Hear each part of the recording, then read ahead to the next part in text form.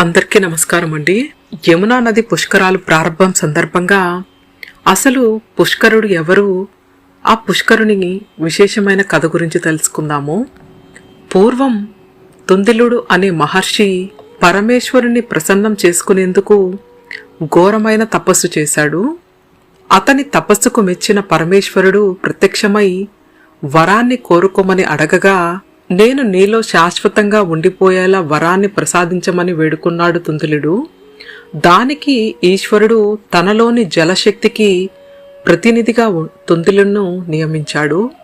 అలా ముల్లోకాలలో ఉన్న నదులన్నిటికీ తుందిలుడు అధిపతి అయ్యాడు. ఈ ప్రపంచంలోని జీవరాశులన్నిటికీ నీరే జీవనాధారం కాబట్టి తుందిలునికి పుష్కరుడు అంటే పోషించేవాడు అన్న పేరు వచ్చింది. కాలం ఇలా సాగుతుండగా బ్రహ్మదేవుడు ప్రాణులను సృష్టించే పనిని మొదలుపెట్టాడు.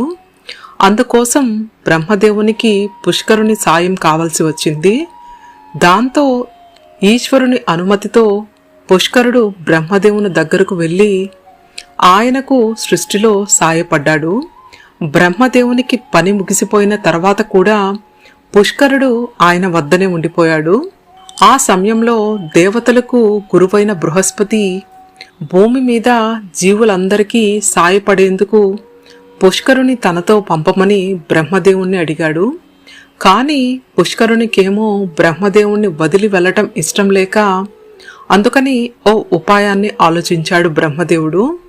ఒక ఏడాదిలో బృహస్పతి ఏ రాశిలోకైతే ప్రవేశిస్తాడో ఆనాటి నుంచి 12 రోజుల పాటు పుష్కరుణ్ణి ఒక్కొక్క నదిలో ఉండమని చెప్పాడు. మనకు 12 రాసులు కాబట్టి 12 ప్రధాన నదులకు పుష్కరాలను చేసుకునే అవకాశం దక్కింది. బృహస్పతి ఒక్కొక్క రాశిలో దాదాపు ఏడాది పాటు ఉంటాడు. అందుకనే ఈ 12 రాశులను బృహస్పతి చుట్టు పెట్టాలంటే దాదాపు 12 ఏళ్లు పడుతుంది. అంటే ఒక నదికి పుష్కరాలు జరిగితే మళ్ళీ అదే నదికి పుష్కరాలు జరిగేందుకు 12 ఏళ్ల ఆగాలన్నమాట. అందుకే 12 ఏళ్ల కాలాన్ని పుష్కర కాలం అని కూడా పిలుస్తారు. పుష్కరుడు ప్రవేశించిన నదిలో స్నానం చేసేందుకు స్వయంగా 3,000,000 దేవతలు తరలి వస్తారని, ఆ సమయంలో ఎవరైతే పుష్కర స్నానం చేస్తారో సకల పాపాలు తొలగి సకల శుభాలు చేకూరుతాయని ఆశీర్వదిస్తారని అంటారు. మనం ముందుగా చెప్పుకున్నట్టు బృహస్పతి ఏ రాశిలో ఉంటే ఆ నదికి పుష్కరాలు వస్తూ ఉంటాయి.